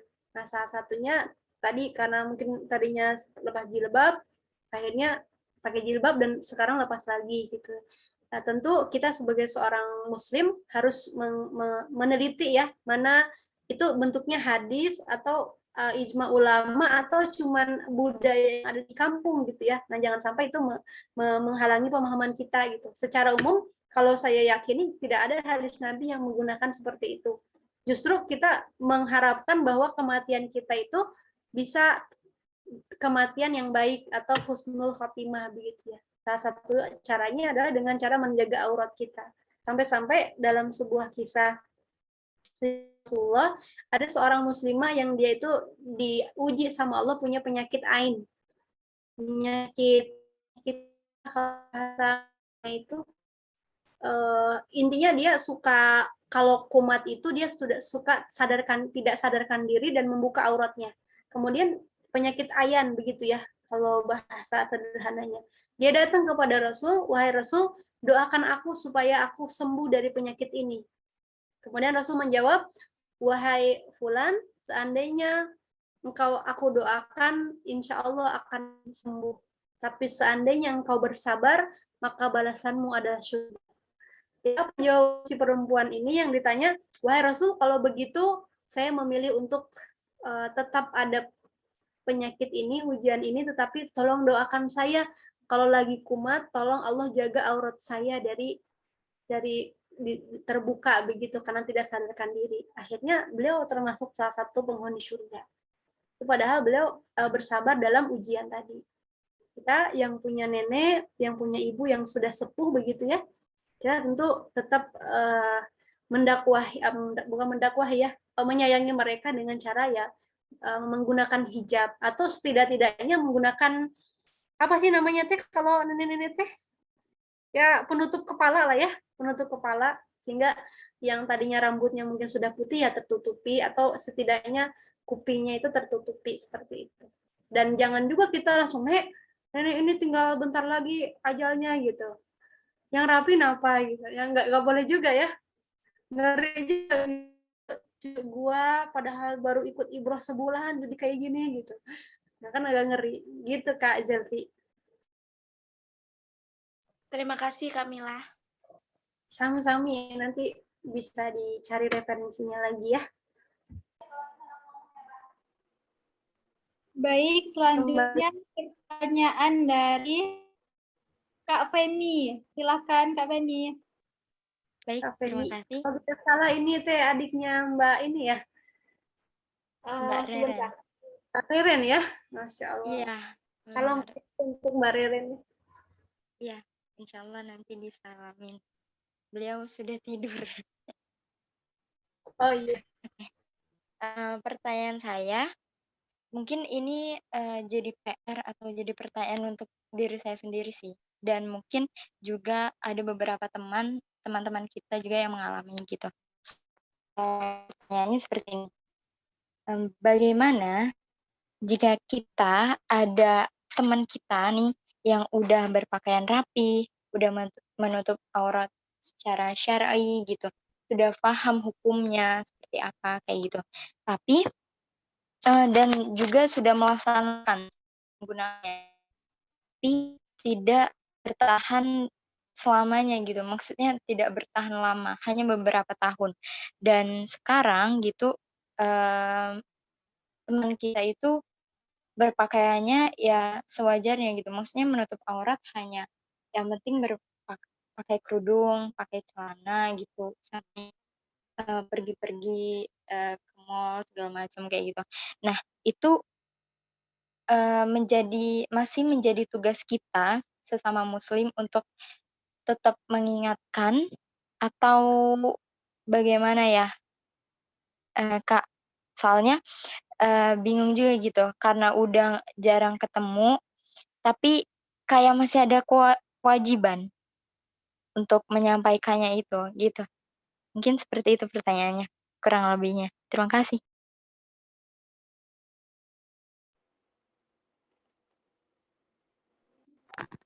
Afwan Kak, masih di-mute.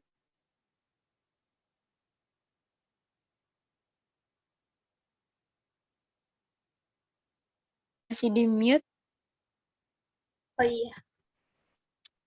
Jadi yang apa namanya, pertanyaan tadi bagus sekali ya. Yang paling berat bagi seorang yang berilmu itu adalah mengamalkan ilmu.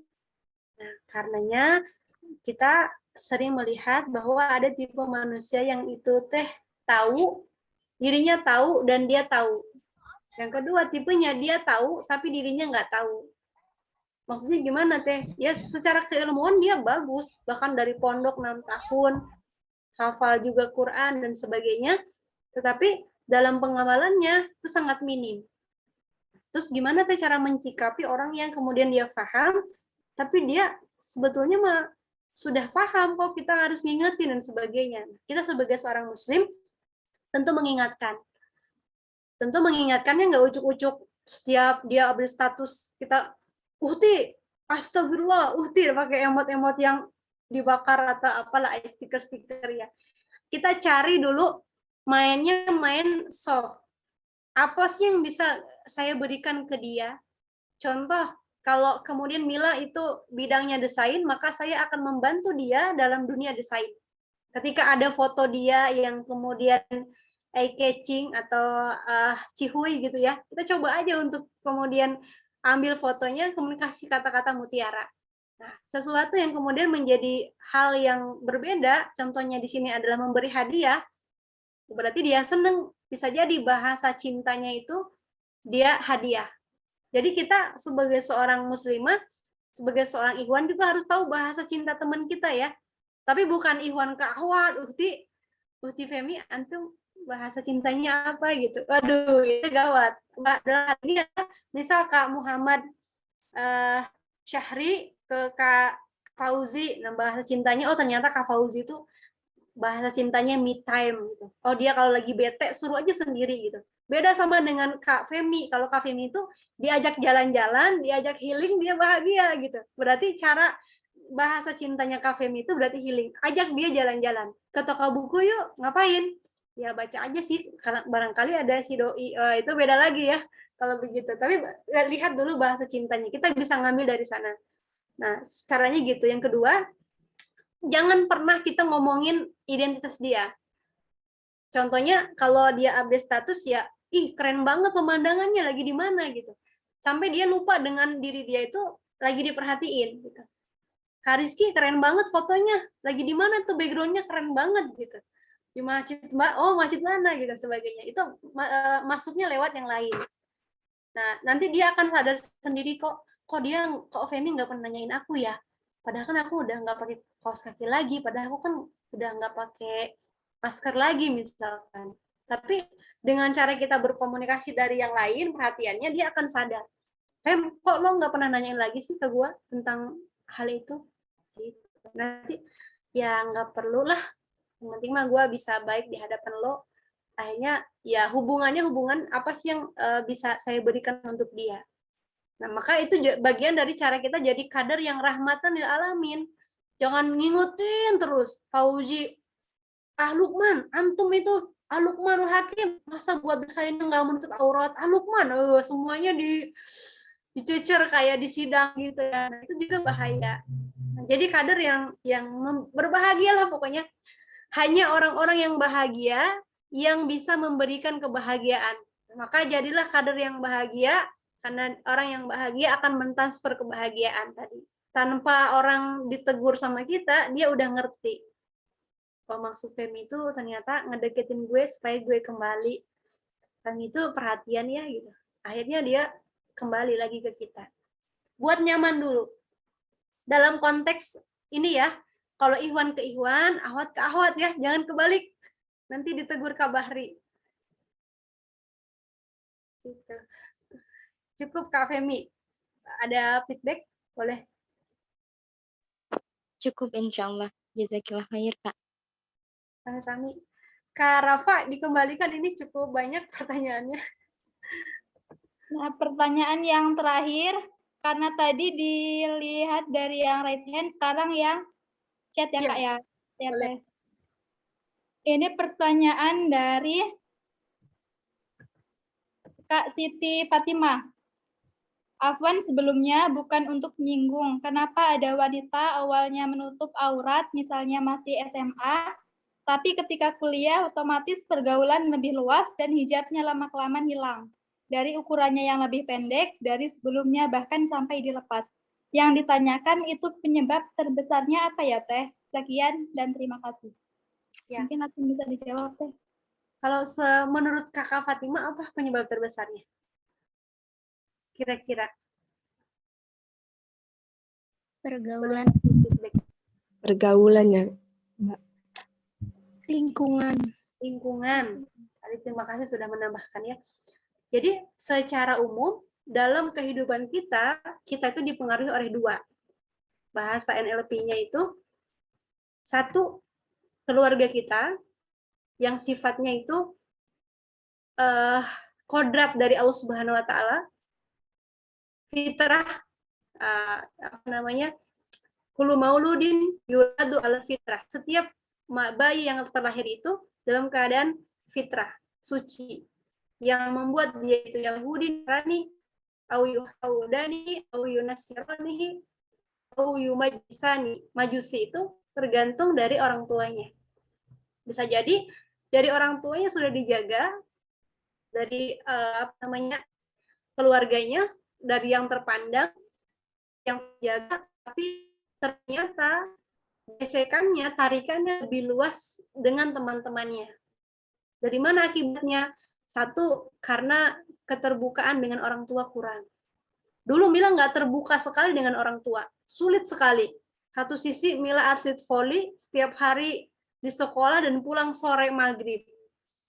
Pagi-pagi berangkat lagi dan nggak ngerti, nggak pernah komunikasi dengan orang tua. Sampai kemudian masuk di kampus, semester 2 saya baru memahami ada materi tentang betapa berharganya orang tua, biru walidain gitu ya. Karena Mila waktu itu baru masuk dunia agama di kampus. Terus kemudian saya memahami saya harus dekat sama orang tua, saya harus dekat sama ayah, saya harus dekat sama bunda. Itu baru terjalin sangat lama gitu ya. Dan betapa hebatnya, betapa anugerahnya sekali gitu ketika kita bisa terbuka ke orang tua gitu.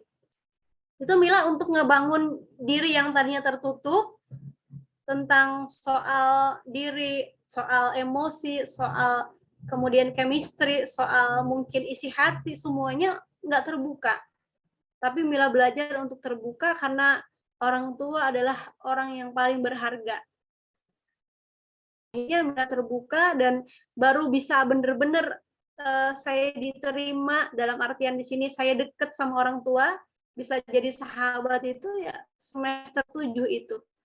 Jadi lama banget ya untuk beradaptasi, menjalin komunikasi dengan orang tua. Padahal dari kecil sama orang tua ya damai-damai aja. Tapi dalam emosional kita untuk menjadikan orang tua sebagai sahabat itu berat. Nah, maka bersyukurlah teman-teman kalau deket sama ibu, sama ayah begitu ya. Kalau belum dekat, mari kita coba dekat. Kalau yang laki-laki dekatnya sama ibu, biar ada penguat ketika jauh. Kalau yang perempuan, kuatin sama ayah. Ketika jauh dari ayah, godaan-godaan ketika di kampus itu ya insya Allah akan aman gitu ya. Gitu. Jadi penyebab utamanya tentu adanya di dalam diri, Kakak. Makanya manusia Allah takdirkan untuk punya akal. Yang menjadikan akal itu berpikir namanya furqan. Itu pembeda. Nah, dia akan ada nalarnya, ini bagus nggak buat gue, ini bagus nggak buat kita. Karena landasannya. Barangkali tarikannya beliau ini banyaknya di teman-teman.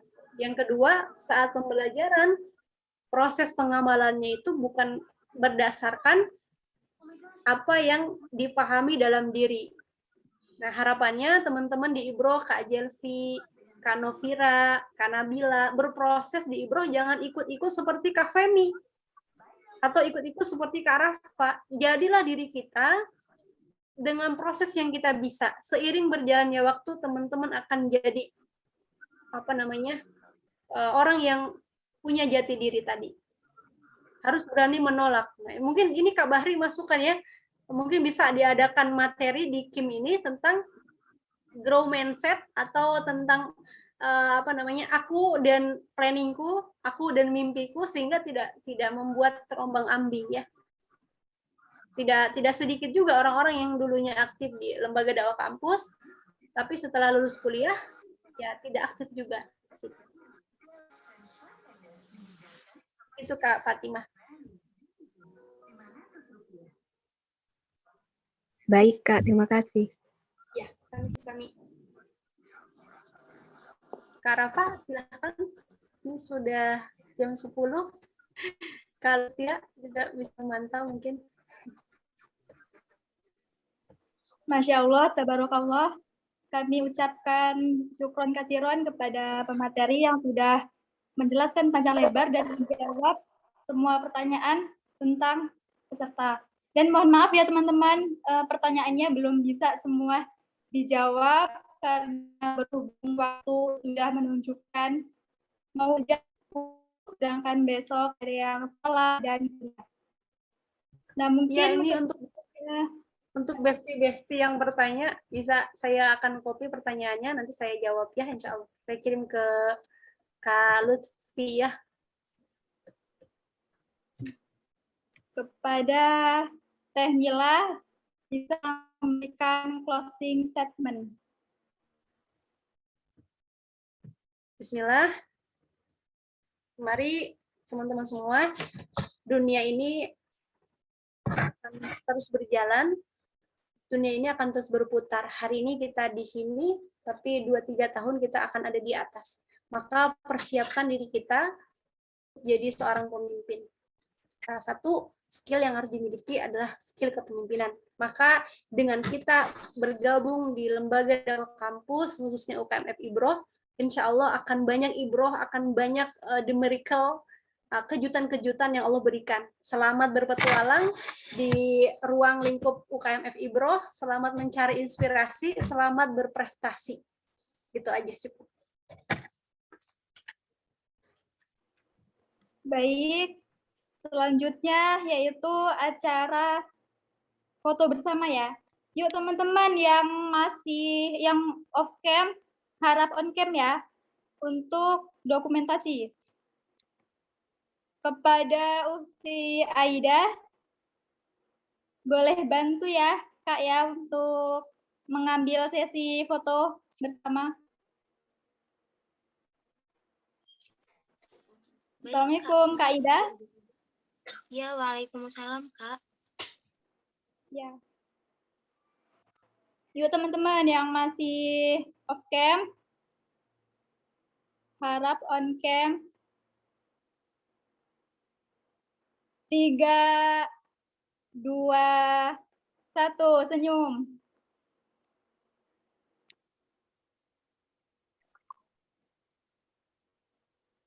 Baik, sudah waktunya saya selaku moderator undur diri. Mohon maaf apabila banyak kesalahan. Billahi taufiq wal hidayah. Wassalamualaikum warahmatullahi wabarakatuh. Waalaikumsalam warahmatullahi wabarakatuh. Warahmatullahi wabarakatuh. Terima kasih Kak Mila. Jazakallah Terima kasih, Mila Kakak. atas ilmunya.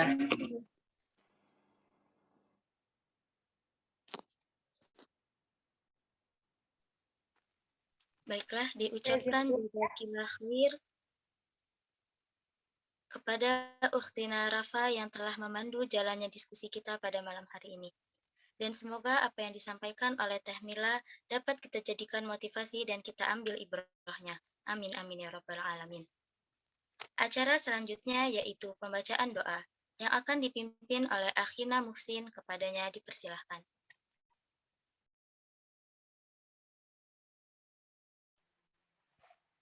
Baiklah, apakah suara saya terdengar? Terdengar. Baiklah. Assalamualaikum warahmatullahi wabarakatuh. Waalaikumsalam warahmatullahi wabarakatuh.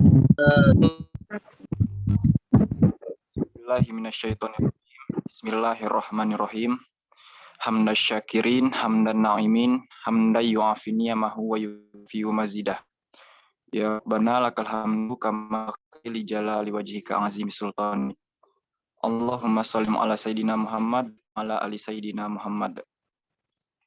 Allahumma inna nas'aluka salamatan fid din wa afiyatan fil jasad wa ziyadatan fil ilmi barakatan fil rizqi wa taubatan qabla maut wa rahmatan indal maut.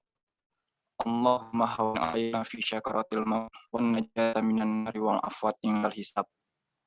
Rabbana dolamna anfusana wa in lam taghfir lana wa tarhamna lanakuna minan nari khosirin. Rabbana hablana min azwajina wa zurriyyatina qurrata a'yun waj'alna lil muttaqina imama. Rabbana atina fid dunya hasanah wa fil akhirati hasanah wa qina azabannar. Alhamdulillahi rabbil alamin. Wassalamualaikum warahmatullahi wabarakatuh. Waalaikumsalam warahmatullahi wabarakatuh. Sampailah kita pada acara yang terakhir yaitu penutup. Marilah kita tutup sama-sama agenda kita pada malam ini dengan mengucap lafaz hamdalah. Alhamdulillahirabbil alamin. Insyaallah tabarakallah. Diskusi kita pada malam hari ini dan diucapkan jazakumullah khairan katsiran kepada seluruh tamu undangan yang telah hadir pada malam hari ini. Semoga diskusi pada malam hari ini menjadi ajang silaturahmi bagi kita semua. Amin amin ya rabbal alamin. Saya selaku MC meminta maaf apabila ada kesalahan dan tutur kata yang kurang berkenan. Kepada Allah saya mohon ampun. Saya akhiri wabillahi taufiq wal hidayah. Wassalamualaikum warahmatullahi wabarakatuh. Waalaikumsalam warahmatullahi wabarakatuh. Untuk teman-teman mungkin kita bisa jargon bareng-bareng ya. Kalau saya bilang UKM F Ibrah, jawabnya luruskan niat, satukan langkah, eratkan ukhuwah, Allahu Akbar. Kita sama-sama ya. UKM F Ibrah. Luruskan niat, satukan langkah, eratkan ukhuwah, Allahu Akbar. UKM Bapila. Satu hati bangun negeri. Allahu Akbar. Baik, terima kasih. Mungkin bagi teman-teman dipersilahkan jika ingin keluar dari room. Terima kasih atas materinya. Saya izin ya. Assalamualaikum. Waalaikumsalam warahmatullahi wabarakatuh. Waalaikumsalam warahmatullahi wabarakatuh.